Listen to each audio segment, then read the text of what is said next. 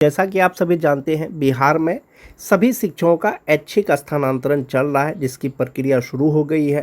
पहले जो है सरप्लस शिक्षकों का ऑनलाइन आवेदन लिया गया, उसके बाद जनरल ट्रांसफ़र शुरू होगा। इसके रिगार्डिंग जो मोस्ट इम्पोर्टेंट चीज़ एक है दोस्तों, वो है कि ई शिक्षा कोष पर प्रोफाइल अपडेट करना। प्रोफाइल में क्या अपडेट करना? आपका जैसे नियुक्ति हो गया, आपका रेसिडेंट सर्टिफिकेट हो गया। चूँकि रेसिडेंट सर्टिफिकेट अपलोड करना है और आपको अपना एड्रेस अपडेट करना है, जो आपका सही एड्रेस है वो आपको अपडेट करना है और रेसिडेंट सर्टिफिकेट आपको अपलोड भी करना है। ट्रांसफ़र के लिए जो नियमावली जारी किया गया है दोस्तों, कि पुरुष शिक्षकों को होम प्रखंड नहीं मिलेगा, यानी गृह प्रखंड में उसका पदस्थापन नहीं किया जा सकेगा। महिला शिक्षकों का जो है गृह पंचायत में पदस्थापन नहीं किया जा सकेगा। तो आप जो एड्रेस उसमें अपडेट किए हैं या जो नहीं किए हैं वो जो करेंगे, उसी के आधार पर आपका जो है ऐच्छिक स्थानांतरण किया जाएगा। और जहां तक बात ई शिक्षा कोष प्रोफाइल अपडेट करने का है दोस्तों, इसके रिगार्डिंग 19 अगस्त को एक शिक्षा विभाग का पत्र आया था, जिसमें एक गाइडलाइन जारी किया गया था कि किस तरह से आपको जो है ई शिक्षा कोर्स अपडेट करना है। इसके रिगार्डिंग बहुत से जिला के द्वारा पत्र भी निकाला गया है दोस्तों। राज्य कार्यालय के द्वारा जो ये पत्र निकला था दोस्तों, इसमें जो मोस्ट इम्पोर्टेंट चीज़ है वो ये दिया गया है कि यदि किसी शिक्षक के प्रोफाइल में उपशीर्ष यानी पंजीकरण, रजिस्ट्रेशन, पदस्थापन का विवरण, व्यक्तिगत सूचना में अगर कोई त्रुटि है तो संबंधित शिक्षक जिला कार्यक्रम पदाधिकारी स्थापना को लिखित आवेदन समर्पित करेंगे, जिसके आधार पर जिला कार्यक्रम पदाधिकारी द्वारा सत्यापन के उपरांत इसे अद्यतन किया जाएगा। कोई सा भी त्रुटि हो, आपको लिखित आवेदन देना है, साथ ही साथ आपको डीसीएफ फॉर्म भर के भी देना है, वो मैं आपको आगे दिखाऊंगा। और इसमें कहा गया है कि शिक्षक के प्रोफाइल में उपशीर्ष पंजीयन के तहत नियुक्ति का प्रकार, शिक्षक का प्रकार, शिक्षक का उप प्रकार का अद्यतीकरण मुख्यालय स्तर से किया जाएगा। इसके लिए आवश्यक है कि संबंधित जिला शिक्षा पदाधिकारी अपनी अनुशंसा में शिक्षकों की सूची मुख्यालय को उपलब्ध कराएंगे। 2 नंबर के पॉइंट में जो दिया गया है दोस्तों, कि नियुक्ति का प्रकार में अगर आपका त्रुटि है, शिक्षक का प्रकार में आपका त्रुटि है, तो ये आपको मुख्यालय से होगा। इसके लिए आपको आवेदन देना पड़ेगा और जिला शिक्षा पदाधिकारी अगर अनुशंसा करेंगे तो वो आपका अपडेट कर दिया जाएगा। मोस्ट इंपॉर्टेंट चीज़, जो रेशनलाइजेशन चल रहा है, यानी सरप्लस शिक्षकों का जो समायोजन होना है, इसके रिगार्डिंग क्या गाइडलाइन है दोस्तों? इसके रिगार्डिंग गाइडलाइन है कि ऐसे शिक्षक जिन्होंने समायोजन, समानुपातिकरण एवं पारस्परिक स्थानांतरण हेतु ऑनलाइन आवेदन दिया है के प्रोफाइल में तत्काल कोई परिवर्तन नहीं होगा। जिनका ट्रांसफ़र के लिए अप्लाई हो गया है, अगर उसमें कोई त्रुटि है, फिलहाल उनका जो है कुछ नहीं किया जाएगा। ट्रांसफ़र के उपरांत जो है वो अपना सुधार कर सकेंगे। साथ ही साथ निर्देश दिया गया है कि शिक्षक अपना आईडी लॉगिन करके जो है इस शिक्षा कोष पोर्टल पर जो भी प्रविष्ट प्रोफाइल है, आप उसका स्वयं जांच कर लें। अगर कोई त्रुटि है तो अविलंब आपको लिखित आवेदन देना है। ये जो प्रोफाइल अपडेट करने का प्रक्रिया है दोस्तों, 28/8 यानी 28 अगस्त तक हर हाल में अपडेट कर लेना है। इसके रिगार्डिंग कार्यालय जिला शिक्षा पदाधिकारी पूर्णिया के द्वारा एक आदेश निकाला गया है दोस्तों, पत्र निकाला गया है। इसमें लिखा गया है, सभी प्रखंड शिक्षा पदाधिकारी को विषय है कि ई शिक्षा कोष पोर्टल पर शिक्षकों के प्रोफाइल अद्यतन करने के संबंध में कहा गया है कि महाशय उपर्युक्त विषयक प्रासंगिक पत्र के संदर्भ में अंकित करना है कि ई शिक्षा कोष पोर्टल पर शिक्षकों के प्रोफाइल में पंजीकरण, पदस्थापन का विवरण एवं व्यक्तिगत सूचना में त्रुटि पाई गई है। बहुत सारे शिक्षक ऐसे हैं जिनका ई शिक्षा कोष पोर्टल पर शिक्षकों के प्रोफाइल में जो रजिस्ट्रेशन है, उसका पदस्थापन का विवरण है, व्यक्तिगत सूचना है, इसमें त्रुटि पाई गई है, यानी कुछ ना कुछ गलत है।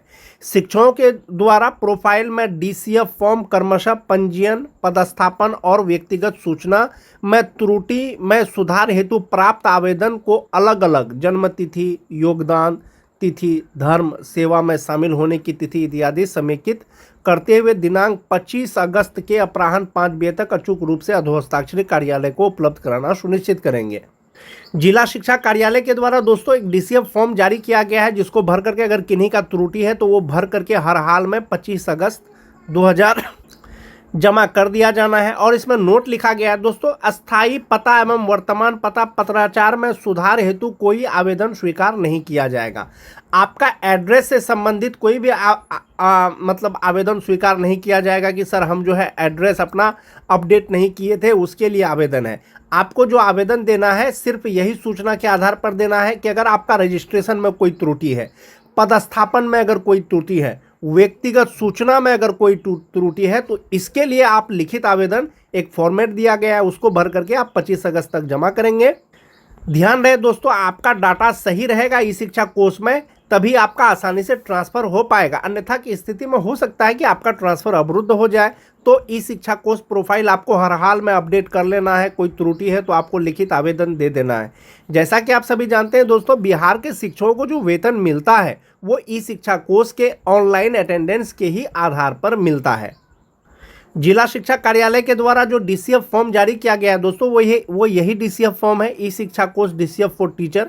एक है रजिस्ट्रेशन इन्फॉर्मेशन में क्या, prefix, first name, middle name, last name, gender, date of birth, social category. बहुत लोगों का हो सकता है कि सोशल कैटेगरी मान जाते हैं कि वो बीसी कैटेगरी का हो, लेकिन उसके ई शिक्षा कोष पे ईबीसी शो कर रहा हो। ऐसी स्थिति में भी आपको आवेदन देना है। रिलीजन, मोबाइल नंबर, आधार नंबर तो डाल ही देना है। नेचर ऑफ अपॉइंटमेंट में हो सकता है कि बहुत कुछ शिक्षक जो है विशिष्ट शिक्षक बन गए हैं, लेकिन इस शिक्षा कोष पर उसका नियोजित टीचर ही शो कर रहा है। तो ऐसी स्थिति में भी आपको ये प्रोफाइल, ये फॉर्मेट भर करके देना है।